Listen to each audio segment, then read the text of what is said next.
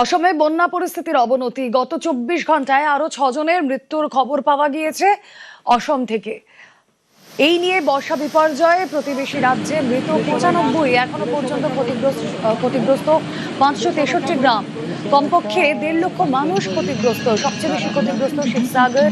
অরুণাচলের ভারী বৃষ্টির জল নদীপথে অসমে ঢুকছে, ফলে বৃষ্টি কমলেও বন্যা পরিস্থিতির কোনো উন্নতি হচ্ছে না। যুদ্ধকালীন তৎপরতায় এনডিআরএফ, এসডিআরএফ সেনাবাহিনী উদ্ধার কাজ চালাচ্ছে। চলছে ত্রাণ সামগ্রী বিলি।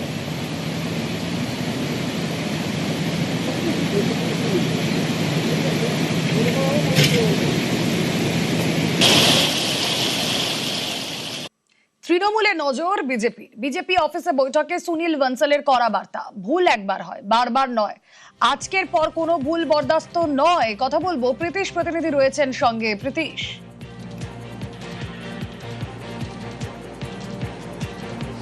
দেখো, গতকাল রাজ্য বিজেপির যে শৃঙ্খলা রক্ষা কমিটি রয়েছে, সেই শৃঙ্খলা রক্ষা কমিটির তরফ থেকে একাধিক যারা নিচুতলার বিজেপির কর্মী সমর্থকরা ছিলেন তাদেরকে কার্যত সাসপেন্ড করার পর যে খবর উঠে এসেছিল, তারপরে কিন্তু আজকে বিজেপির এ রাজ্যের যিনি অন্যতম পর্যবেক্ষক রয়েছেন অর্থাৎ সুনীল বনসল, তার তরফ থেকে কিন্তু কড়া বার্তা জেলায় জেলায় যে সমস্ত নিচুতলার যারা মণ্ডল স্তরের যে সমস্ত কর্মী সমর্থকরা রয়েছেন তাদের উদ্দেশ্যে।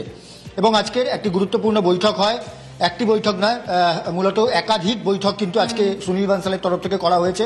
প্রথম বৈঠক হয়েছিল উত্তর কলকাতার যে শহরতলি রয়েছে, সেই শহরতলির যে বৈঠক, সেই বৈঠকের যারা জেলা সভাপতি রয়েছেন তিনি এবং তার সঙ্গে সঙ্গে সেখানকার যারা বিধায়করা রয়েছেন তারা উপস্থিত ছিলেন। এছাড়াও দ্বিতীয় পর্যায়ে যে বৈঠক হয়েছিল সেটি বারাসাত সাংগঠনিক জেলার বৈঠক, এবং সেই সাংগঠনিক বৈঠকে অর্থাৎ বারাসাত সাংগঠনিক যে জেলার যে বৈঠক, সেই বৈঠকে কার্যত সুনীল বনসলের কড়া বার্তা, ভুল একবার হয়, বারবার ভুল হয় না। এবং এই ভুল যদি বারংবার হতে থাকে এবং আজকের পর থেকে কোনো রকম কোনো যদি ভুল বা কারুর বিরুদ্ধে কোনো রকম কোনো অভিযোগ থাকলে তার বিরুদ্ধে কড়া ব্যবস্থা নেবে দল, এমনটাই কিন্তু সুনীল বনসল, যিনি এ রাজ্যের অন্যতম পর্যবেক্ষক রয়েছে, তার তরফ থেকে কড়া বার্তা কিন্তু দেওয়া হয়েছে।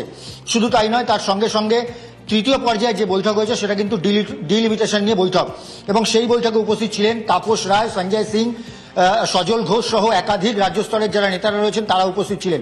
অর্থাৎ পুরসভা ভিত্তিকভাবে যে ডিলিমিটেশনের কাজ, সেই কাজ কিন্তু ইতিমধ্যে রাজ্য সরকারের তরফ থেকে শুরু হয়ে গিয়েছে, এবং সার্বিকভাবে এই কাজ কিভাবে চলছে এবং কোন কোন জায়গায় জনসংখ্যার ভিত্তিতে কোনো এক্সট্রা কোনো ওয়ার্ড দরকার কিনা, সেই সমস্ত বিষয় নিয়ে যাবতীয় যে আলোচনা, সেই যাবতীয় আলোচনা কিন্তু সুনীল বনসলের সঙ্গে আজকে এই রাত্রিকালীন যে বৈঠক, সেই রাত্রিকালীন বৈঠকে কিন্তু হয়ে গিয়েছে।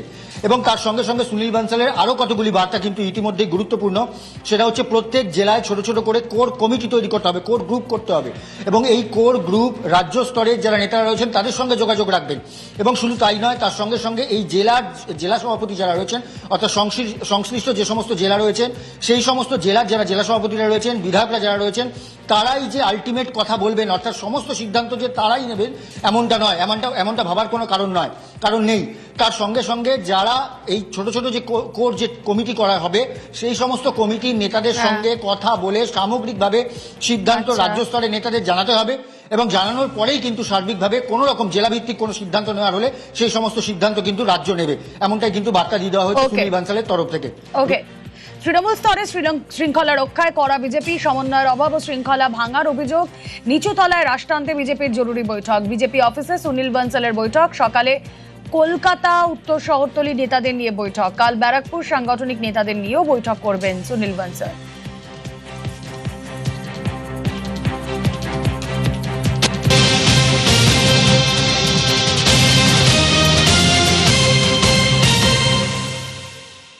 আর এবার দেখুন, যেমন কথা তেমন কাজ। প্রকাশ্যে হুঁশিয়ারি, নিঃশব্দে অ্যাকশন। বিভিন্ন স্তরের 22 নেতাকে সাসপেন্ড বিজেপির। মন্ডল সভাপতি থেকে স্থানীয় স্তরের নেতাদের সাসপেন্ড। 3 মাসে 250-র বেশি নেতাকে শোকজ। তোলাবাজি, তৃণমূলের অফিস দখলের চেষ্টা, তৃণমূল কর্মীদের সঙ্গে যোগাযোগ। বিজেপি নেতা কর্মীদের একাংশের বিরুদ্ধে অভিযোগ। কড়া পদক্ষেপ করল বিজেপি নেতৃত্ব।